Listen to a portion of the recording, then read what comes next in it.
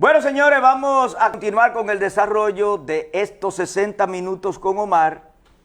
Y tal como anunciamos, hoy tenemos la presencia del doctor Guido Gómez Mazara, alto dirigente del Partido Revolucionario Moderno, y quien, no sé si lo confirmará aquí o no, aspira a la presidencia de la República participando, no sé si sería una convención, una primaria, en lo que el PRM decida el método de escoger su candidato. Buenas tardes, doctor Guido Gómez Mazara. Un placer, Omar. El placer es mío. Además, siempre muy agradecido de estar en esta provincia, donde tengo históricamente tantos amigos y afectos distribuidos. Yo siempre le digo a los amigos de San Francisco de Macorís que yo era un niño y me traían aquí. ¿Cómo?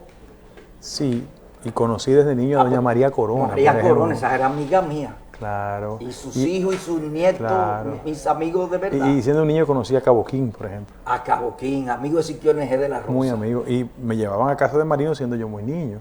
Marino Collado, sí. Sí, yo tengo, Marino Collado, que es mi amigo. Por eso yo tengo unas relaciones históricas y vínculos con muchos hombres. Son Corona, el hijo de Marino. Claro, médico. Prestante médico. Médico. O sea que yo me siento aquí. No te sientes en tus aguas. Veo que tú quieres mucho a Macorís. Claro. Sí, y además creo que en un momento que tú aspirabas a la Secretaría General del PRD, creo que Luis Ernesto, una vez que teníamos que vernos, me dijo, no nos pudimos ver porque estabas con Guido, como que tú hiciste un viaje en un momento dado aquí. Tú hablas de Luis Ernesto Camilo. Sí, claro, cómo no. Sí. Pero también déjame darte un dato, Uno de mis compañeros de curso en la universidad era Franco Macorizano, hijo de una figura simbólica de Muné. Los Camilo de aquí. Oli. No, Ernestico. Ernestico. Oh, sí. Sí, Muné yo sé que Oli murió. Sí, Oli murió, sí. Sí, pero yo tengo un vínculo histórico con ellos. Oh, y cerca de aquí que viven. Sí. Sí, porque Muné. Además, don Pedro Martínez, su hija Yolanda, estudió conmigo. O sea, yo tengo una relación con Franco Macorizano. Tú conoces a Macorís más que los mismos macorizanos. Sí, el día pasado estuve aquí en una actividad y vi a don Pedro. Nunca se pierde el programa. Sí, un abrazo a don Pedro, con mucho cariño. Siempre ve el programa y a veces me dice con la sinceridad que le caracteriza, Omar, veo el programa y me gustan mucho, pero algunas cosas difiero. Digo, no, pero eso es lo democrático. Yo no quiero que todo el mundo piense como yo, no, jamás. Guido, ¿cómo tú ves el panorama político de cara a las elecciones del 2024? ¿Qué perspectiva tú ves? Y la perspectiva tuya en particular. Ok, lo último que voy a hablar es de mis aspiraciones, porque yo pienso que hay que ir de lo general a lo particular. Correcto. Y frente a eso, yo te doy las gracias por permitirme hacer una descripción del panorama social en la República Dominicana. Una parte importante de los políticos dominicanos están construidos muy en la lógica de lo clientelar y se olvidan de que la nación está por encima de los intereses y las agendas individuales. Y en función de eso yo quiero hacer una lectura del componente social económico del país que hoy tenemos. El gobierno dominicano, que surgió hace más de 2 años, alcanzó el poder en el marco de una crisis de carácter sanitario. Todo el mundo sabe el impacto que ha tenido en las economías del mundo el COVID-19. Pero otros componentes generaron mayor dificultad en la economía del mundo. Una crisis entre Ucrania y Rusia provocó una distorsión del componente macroeconómico. Y en el caso específico de la República Dominicana, yo debo de admitir que si bien es cierto en los últimos 10 años la economía dominicana registra niveles de crecimiento, el proceso de crecimiento de nuestra economía ha ido vinculado a un proceso grave que amerita un estudio especial, el proceso de desigualdad social. ¿Por qué? Porque los modelos de crecimiento son arrítmicos, pocas manos concentran la riqueza y la mayoría está en un nivel de empobrecimiento. Frente a eso, el gobierno dominicano ha tomado medidas paliativas. En primer lugar, como usted ve que el gobierno dominicano de forma correcta, y yo coincido con ellos, ha generado políticas de subsidio tendente a que este proceso de desigualdad y de empobrecimiento genere una especie de resistencia en los sectores más pobres del país.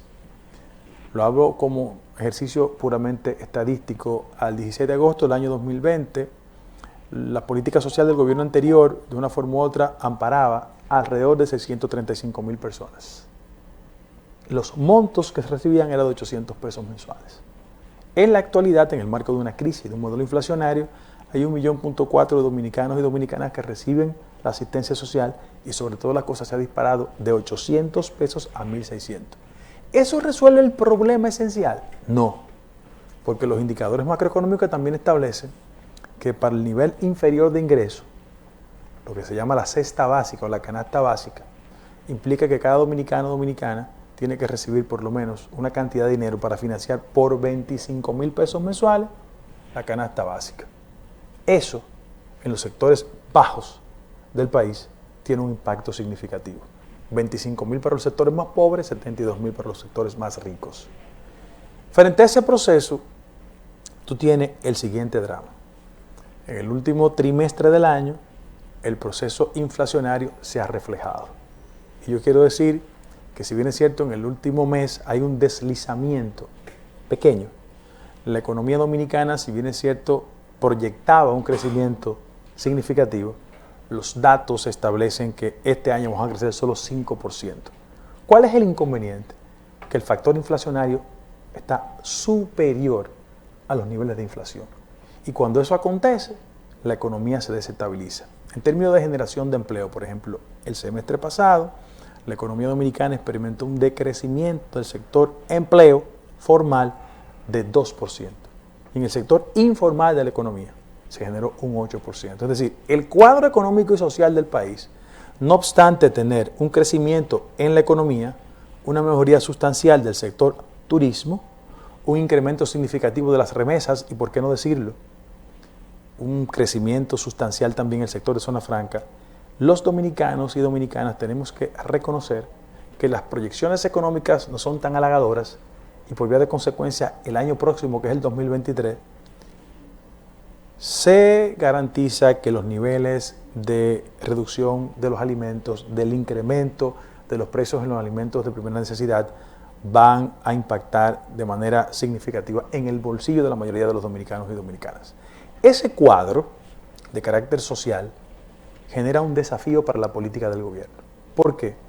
Porque en todo el continente los procesos inflacionarios se han transformado en derrotas electorales. Y leo, el caso de Chile, ¿ganó Boric? Sí, pero el proceso inflacionario de Chile era evidente. En Colombia, ¿ganó Petro? Sí, pero los niveles de inflación eran significativos. En Honduras, ¿ganó Doña Xiomara? Sí, pero el nivel de inflación era evidente. Y yo proyecto que el próximo domingo debe ganar Lula, un margen muy estrecho.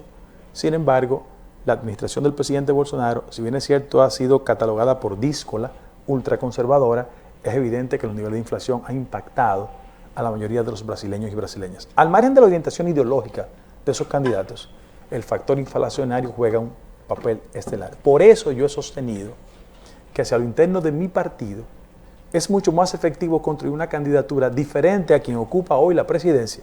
¿Por qué? Porque en el registro histórico del partido, anterior PRD, hoy PRM, nos mantuvimos en el poder cuando Guzmán le entregó a Jorge Blanco.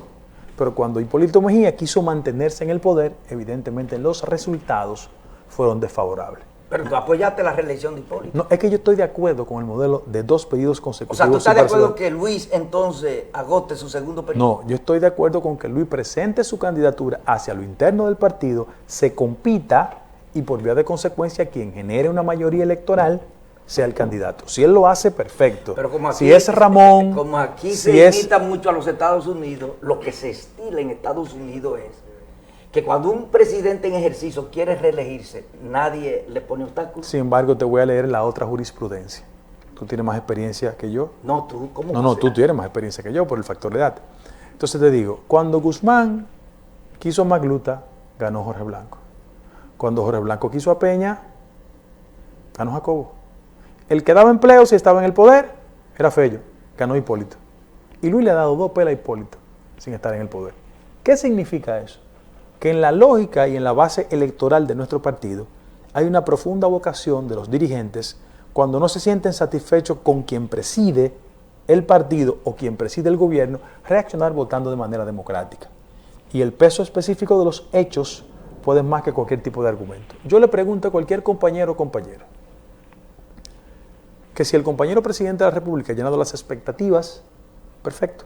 Ahora, la principal queja que hay en la dirección media y en la base del partido es que las expectativas de la mayoría de los compañeros y compañeras no han sido satisfechas. Ese es un hecho que tú lo escuchas diariamente.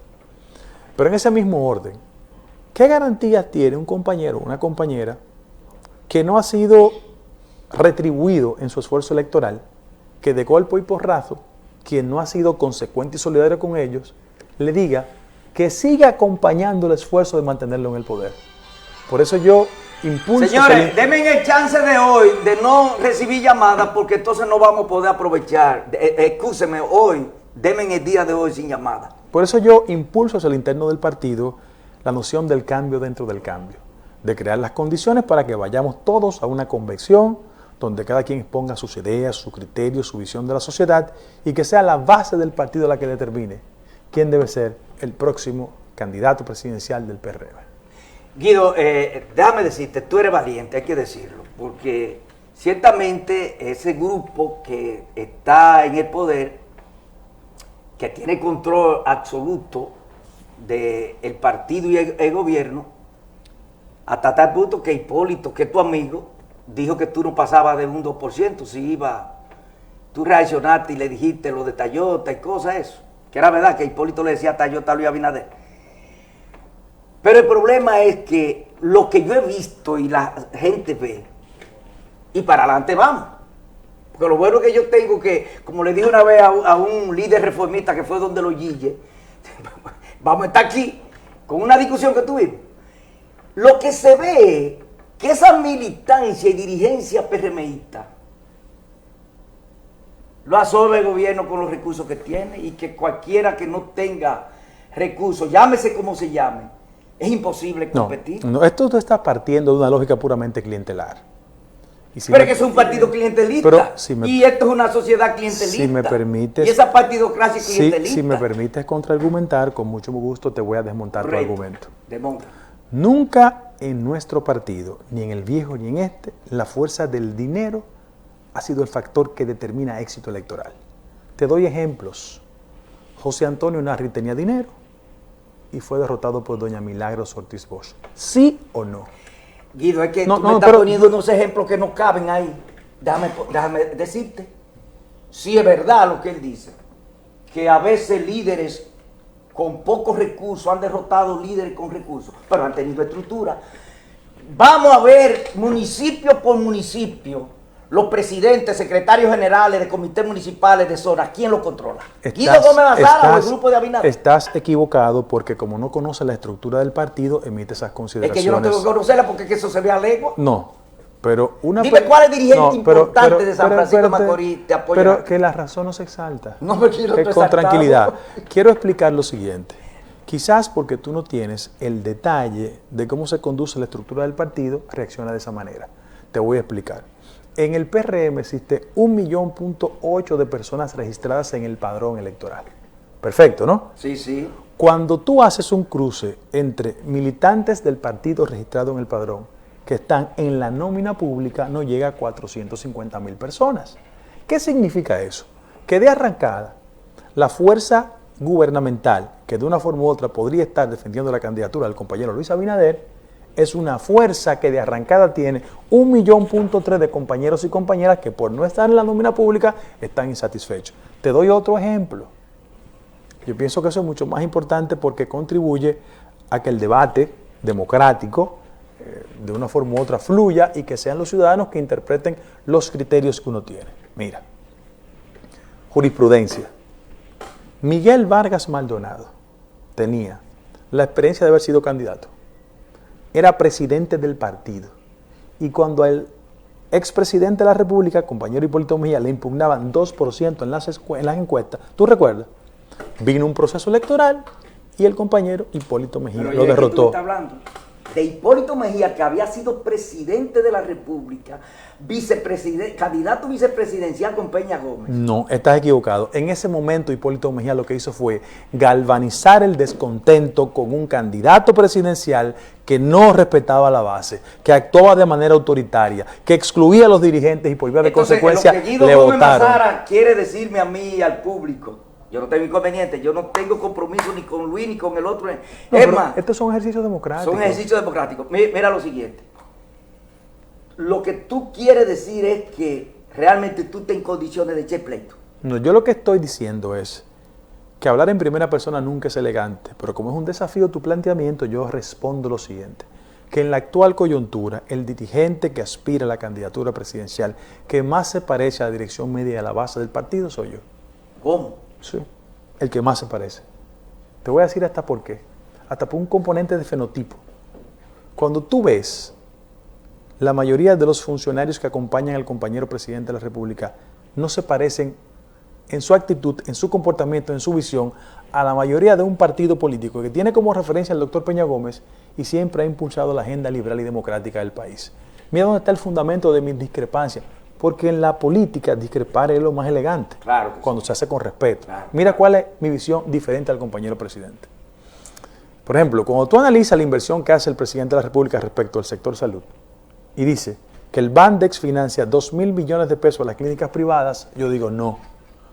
Un Guido Gómez Mazara en la presidencia de la República cree que un país que con relación a la inversión del PIT en el sector salud solo invierte 2.3%, amerita que esos recursos sean invertidos en los hospitales, no en las clínicas. Yo tengo una visión social. Segundo lugar, esta es una provincia que tiene mucho impacto por los dominicanos que viven en el exterior. Cuando tú tienes el presidente de la República que dice que él va a privatizar los servicios consulares, yo digo que no, que tenemos el personal suficiente en capacidad de hacer una gestión de impacto positivo. Cuando tú tienes un gobierno que dice que va a despojar 4.200 millones de pesos al sector salud en franca violación a la Constitución de la República, yo digo que hay que cumplir con el mandato de la Constitución, porque cuando se despoja recursos públicos al sector educativo, estamos impactando en los pobres. Y yo pienso que una de las responsabilidades que tiene el sistema político dominicano es de incluir a los sectores históricamente excluidos. Esa es mi visión diferente. Guido, yo he oído muchas personas que sienten simpatía por ti. Caso de un ingeniero amigo que ve el programa tuyo. Pero él me dice, Guido tiene mucha capacidad, se ha superado mucho. Pero Guido se ve como, y en esta sociedad eso no se perdona, como una gente que siempre tiene frente abierto para pelear. Se parece a los vinchos. Y he oído un par de personas con eso. ¿Tú crees que tú entras en esa categoría? Mira, yo soy una persona sumamente respetuosa de las etiquetas. Y creo que cada dominicano tiene derecho a ejercerla. Yo no la practico. Pero mira cuál es la diferencia. A mí me extraña que una persona como tú, que viene de una tradición democrática, que en algún momento militaste, confunda reclamos de carácter democrático respecto de valores fundamentales con abrirse frentes y confrontarse. Y vuelvo a hacer jurisprudencia. Joaquín Balaguer, que nunca ha sido figura de mi preferencia, tuvo una profunda confrontación con los sectores cívicos. Y esos cívicos, al final de la jornada, terminaron endosando a Joaquín Balaguer. Repito, Balaguer nunca ha sido santo de mi devoción. El líder histórico de mi partido, José Francisco Peña Gómez, fue un discrepante del autoritarismo que ejerció el doctor Joaquín Balaguer. Sus adversarios políticos le ponían una etiqueta: líder efervescente, irracional. Pero el paso de los años demostró que era una persona que tenía el nivel de madurez suficiente. Yo, porque vengo de una tradición profundamente democrática, creo que hay que defender los valores y lo hago en el marco del mayor respeto posible. Y el día que yo no pueda defender mis ideas con el respeto que lo hago, no tengo razón de ser de militar en un partido político. Déjame decirte que está confundido conmigo. Yo te hago la pregunta porque tengo que... No, claro. Pero es todo lo contrario. Yo soy una persona que este programa tiene respeto aquí y en toda la región. Hasta tal punto que yo te enseño ahí programas que en la capital poco lo pueden haber, de 200 y de 300.000 en Facebook. Yo te lo enseño de 180. En Facebook, sí. En Facebook, sí. Y en YouTube. ¿Qué resulta? No. Yo estoy de acuerdo. Y estoy de acuerdo que esa plutocracia que está en los partidos, enquistada en los partidos, hay que derrotarla. Democráticamente. Democráticamente. Claro. Ahora, una cosa es lo que yo quiera y desee, y otras cosas son las realidades que yo he ido viendo. ¿Tú me estás entendiendo? No es que yo estoy de acuerdo de que Paliza y Luis Abinader hagan toda la bellaquería que han hecho, y Leonel Fernández y el otro, no. Y hasta Guillermo Moreno lo he criticado yo. porque Guillermo Moreno en su Alianza País también ha adoptado posiciones propias de la partidocracia que dice criticar. Narciso Isacón, de todo, porque ¿qué resulta? Yo tengo una posición bien clara.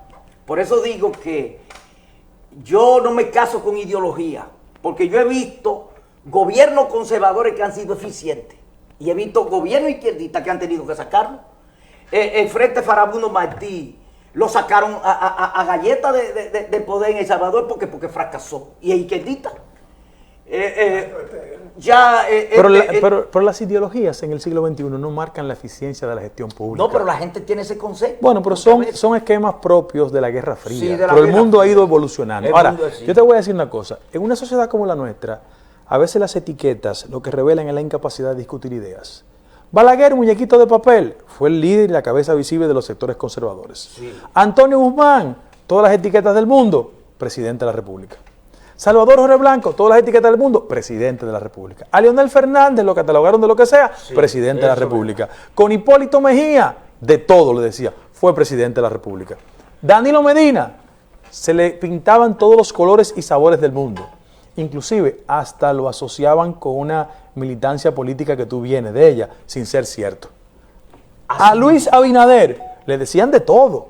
Es decir, el que hace vida política en sociedades como las nuestras no puede esquivar la posibilidad de ese tipo de prejuicios y etiquetas. Tiene que estar preparado para eso. Entonces hay que estar preparado, no hay que reaccionar con ira, bajo Así ningún es, concepto, así es. y tener la ponderación y la madurez suficiente de seguir empujando el carro de las ¿Y ideas. cómo están tus relaciones con Hipólito después de ese encontronazo que ustedes tuvieron? Pero mira, tú sabes que es hasta legítimo que la gente entienda que como yo tuve una oportunidad con Hipólito, yo siempre le he dicho que yo agradezco de pie, nunca de rodillas, Sí, tú lo has dicho, sí, es verdad. yo sea una persona que representa una especie de traspatio mental de Hipólito Mejía. El que sabe cómo yo pienso debe de entender que mi visión de la sociedad está a 1000 kilómetros de lo que representa Hipólito. Porque Hipólito representó un ciclo de la vida política dominicana. Hipólito fue del sector Guzmán. Y cuando él se vinculó con Peña Gómez, nadie entendió que su comportamiento era un acto sedicioso. Yo pienso que tengo el legítimo derecho de construir un espacio dentro del partido y en la sociedad. Y eso no implica ser desleal, trapero o de una forma u otra. ¿Y a quién tú atribuyes que él, después que le decía Tayota a Luis Abinader, ahora lo apoya fervientemente? Tú tienes que preguntarle a Hipólito. Eso Tú porque eres un hombre que conoce. No, pero yo te puedo decir lo que yo creo al respecto. Yo siento que una de las formas más miserables de ejercer la política es etiquetar al rival. Usted tiene que exponer sus ideas y que sea la sociedad que al final de la jornada la valide o no. Yo no soy amigo de etiquetas, de ningún tipo de prejuicio, porque si estamos en el siglo XXI, los políticos tenemos que dar manifestaciones de que estamos por encima de ese tipo de diatribas. Yo no estoy de acuerdo con ese calificativo, ni creo que hay que hacer ninguna campaña sucia contra ningún político, porque eso lo único que revela es que la sociedad dominicana expresa un nivel de atraso que tenemos que superar todos. Entonces, ¿qué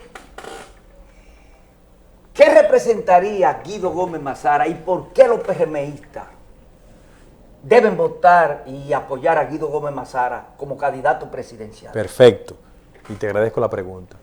Nosotros creemos firmemente que la vida política dominicana necesita reconstruir el bloque liberal progresista, porque desafortunadamente en el país todas las fuerzas electorales con potencialidad se han movido hacia los sectores conservadores, y un partido que tiene como raíz histórica el doctor Peña Gómez tiene que reivindicar eso: justicia social, igualdad, fortalecimiento de la institucionalidad, inclusión de los sectores históricamente excluidos y una mejor distribución de la riqueza. Cuando este país se encauce en esa dirección, todos nos vamos a sentir orgullosos del modelo democrático que tenemos. Porque al final de la jornada, el apelativo constante a ese síndrome autoritario es el resultado de que la democracia dominicana no le ha cumplido a la mayoría de ciudadanos y ciudadanas. Guido, tú hiciste una denuncia en el sentido de que hay una lentitud por parte de la Procuraduría General de la República en los expedientes de José Ramón Peralta y Donald Guerrero, que fue ministro de Hacienda, y el otro ministro administrativo de la presidencia, y da la impresión como que hay una especie de acuerdo. Bueno, tú lo dices franqueado, que hay una especie de acuerdo entre el PLD. No, te explico. Sí. Yo no acusé a la Procuraduría General de la República, porque si hay una figura que engalana la gestión de gobierno es Miriam Germán Pero Brito. si la Procuraduría va lenta, ella es la procuradora. No, yo lo que dije fue lo siguiente, y lo reitero en tu programa, que me llamaba la atención Sí. que desde mi gobierno no se ha autorizado la implementación de una auditoría en el caso de José Ramón Peralta. Después que duramos tantos años Claro, la gente estaba esperando, sí. diciendo que las visitas sorpresa tenían que ser examinadas. Y eso no es culpa de la Procuraduría, es culpa del ministro encargado de autorizar la auditoría. Y eso no se ha hecho. No se ha hecho, lamentablemente y desafortunadamente. Y dije que en el caso de Donald Guerrero hay una intención de frizar la acción producto de pactos e intentos políticos que tienden a convencer al presidente de la República en el interés de que si es lento en la acción, podría eso provocar un ambiente de entendimiento político con Danilo Medina. Y dije que una cosa y la otra es lamentable, que la sociedad dominicana no votó por eso y el que incurre en ese acto está traicionando la voluntad de la mayoría de los dominicanos y dominicanas que creyeron en un cambio de verdad, no un cambio de mentira. Entonces, otra cuestión, ¿qué método tú entiendes que es el que se va a imponer o que lo impondría para la escogencia de candidato presidencial? No, en lo que respecta, te voy a hacer una aclaración, en lo que respecta al modelo de convención, nadie puede imponer. La Junta Central Electoral regula el proceso. Ahora, lo que la tradición ha indicado es que el voto sea universal, directo y secreto. ¿Cómo tú analizas la actitud que asumió Eddie Olivares en ese proceso, que se veía medio activo y combatiente y después resultó que hizo un pacto con... Tú sabes que yo soy muy propenso a ser considerado con los compañeros cuando actúan políticamente. Yo siempre, ¿Tú lo ves eso como una pasión? yo siempre pienso que debe ser la sociedad que juzgue ese tipo de comportamiento. Ahora, el que se ha mantenido siendo coherente siempre soy yo, porque yo ni me doblo ni me doblo. Un mensaje final. A la mayoría de los compañeros y compañeras que tengan fe, que el cambio dentro del cambio lo vamos a representar, lo vamos a hacer con responsabilidad, con orgullo y conscientes de que la democracia dominicana necesita un presidente de la República que se parezca a ustedes, que entienda los problemas de ustedes y que vaya al gobierno fundamentalmente a no ser mensajero de oficio de grupos económicos. Bueno, señores, ustedes han visto la comparecencia del doctor Guido Gómez Mazara aquí en 60 Minutos con Omar, un alto dirigente y aspirante a la presidencia de la República por el Partido Revolucionario Moderno. Gracias por haber compartido con nosotros y mañana los esperamos a esta misma hora.